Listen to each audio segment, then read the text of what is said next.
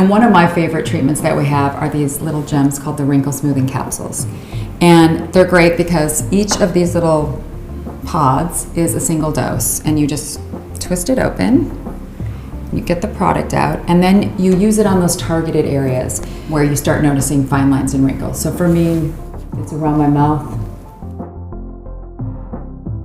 between my eyes,